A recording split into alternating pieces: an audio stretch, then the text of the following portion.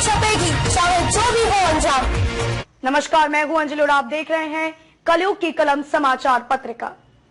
आइए नजर डालते हैं आज की प्रमुख खबर पर। जनकपुर कोरिया विकासखंड भरतपुर के मध्य प्रदेश की सीमा से लगे मवई नदी में रेत का उत्खनन जारी है।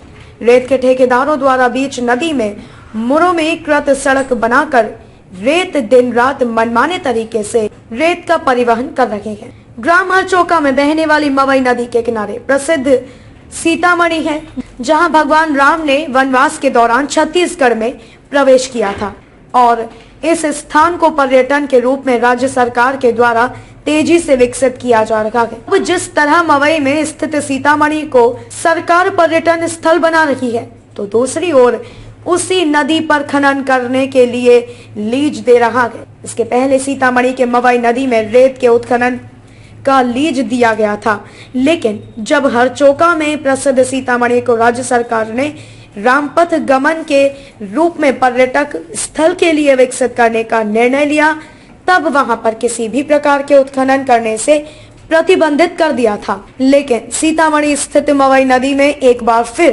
तेजी से रेत का उत्खनन किया जा रहा है, जो शासन की कार्य प्रणाली पर सवाल खड़े करने के लिए काफी है। जिले के भरतपुर विकास खंड में पूर्व समय से नियम कायदों को ताक पर रखकर रेत निकाली जा रही है, लेकिन जिस प्रकार नदी को ही बांधकर रेत ठेकेदार बड़ी पोकलेन मशीनें लगातार रेत निकाल रही हैं, उसे समय रहते यदि कठोरता से नहीं रोका गया तो फिर नदियों के साथ प्रसिद्ध सीतामढ़ी का अस्तित्व पर ही सवाल उठ खड़े होंगे। हैरत वाली बात तो ये है कि रेत ठेकेदार मनमाने तरीके से रेत निकाल रहे हैं, लेकिन रेत ठेकेदार की मनमानी पर कोई कार्यवाही नहीं हो रही है, जिससे रोजाना भारी राजस्व की क्षति हो रही है। भरतपुर के इलाके में नदी का चौड़ा पाट होने के कारण यहाँ काफी रेत है। यही वजह है कि इन इलाकों में लंबे समय से संबंधित विभागों की मिली भगत से हरचौका के मवई नदी से रेत उत्खनन जारी रहा है।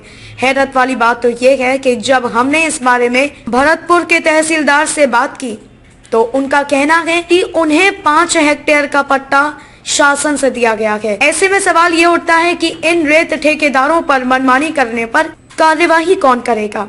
रेत ठेकेदार सिर्फ नदी से रेत निकालने का कारोबार कर रहे हैं, लेकिन यहाँ तो नदी को बांधकर उसके प्रवाह की दिशा को ही बदल दिया गया है। इससे आसानी से समझा जा सकता है कि इस पूरे कारोबार में लगे रेत माफियाओं की पहुंच कहां तक है, जो नदी को बांधने और उसके प्रवाह की दिशा को बदलने का हौसला रखते हैं। इस मामले में विपक्ष भी सरकार की मंशा पर सवाल उठा रहे हैं। वहीं ग्रामीण जनों का कहना है कि जिस तरह से दिन रात रेत का खनन हो रहा है, उससे जल स्तर में गिरावट आई है। कोरिया से राजेश सिन्हा की खास रिपोर्ट। सरकार की दोहरी नीति स्पष्ट दिख रही है।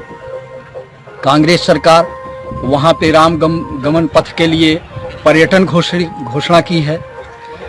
पर्यटक स्थान का पूरी तरह से वहीं पर जेसीबी से तमाम रेत उत्खनन किया जा रहा है और इस पर शासन प्रशासन पूरा तरह से मूक दर्शक बन करके बैठा हुआ है। आप लोगों को मैं बताना चाहूंगा कि वो स्थान पर्यटक स्थल घोषित हो चुका है। वर्तमान सरकार वहां पर पूरी तरह से रेत का उत्खनन कर रही है। अवैध रेत का उत्खनन हो रहा है। रेत का तमाम ठेका बंद हो चुका है, लेकिन पुराना बोर्ड लगा करके कांग्रेस पार्टी के द्वारा, कांग्रेस के सदस्यों के द्वारा और उसमें भाजपा वालों की भी मिली भगत है। दोनों पार्टियां सीधा सीधा हमारे खनिज संपदाओं का दोहन कर रहे हैं। इस पर रोक लगाया जाए और सख्त कार्रवाई की जाए। हाँ, मैं रामदीन हरचौका से बोल रहा हूँ। हरचौका का मैं निवासी हूँ। यहाँ का रेता गाना कार्य पर जबरदस्ती रेता उठा रहे हैं। मालवेसी यहाँ का 2-3-4 ठे खत्म हो गए धंस के पानी पियत में, और यहाँ का मना करने पर मतलब रेता जबरदस्ती उछा रहे हैं और रोड और कुआं यहाँ का सब सूख हो गए। पानी भी तड़प रहे हैं आदमी और मालवेसी में तड़प रहे हैं।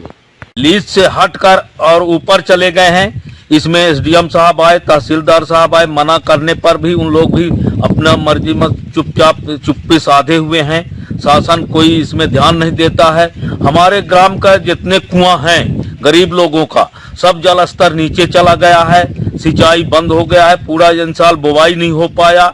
और जाके देखे हमारे जो रोड है, रोड में देखे चहला हुआ है, जो वहां पर आपका मंदिर बना हुआ है सीतामढ़ी का, वो पर्यटन स्थल में मंजूर हो गया शासन द्वारा, इसको पर्यटन विभाग ने ले लिया।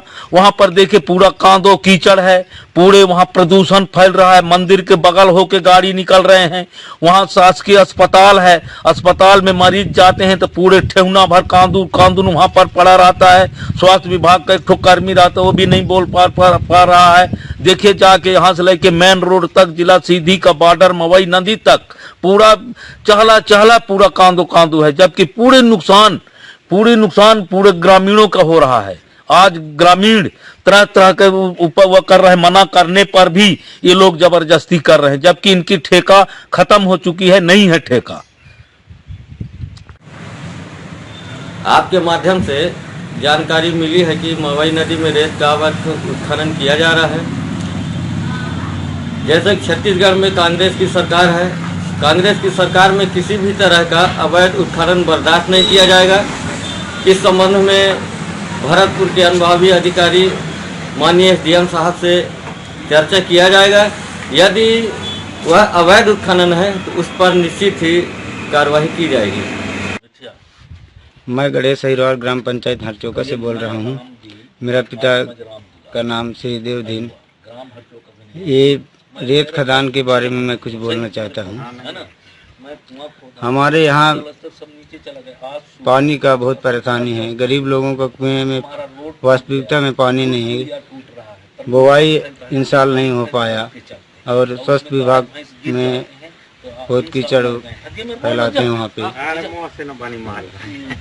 खबरों में अब तक के लिए बस इतना ही। मिलते हैं फिर किसी खास खबर के साथ, तब तक के लिए नमस्कार।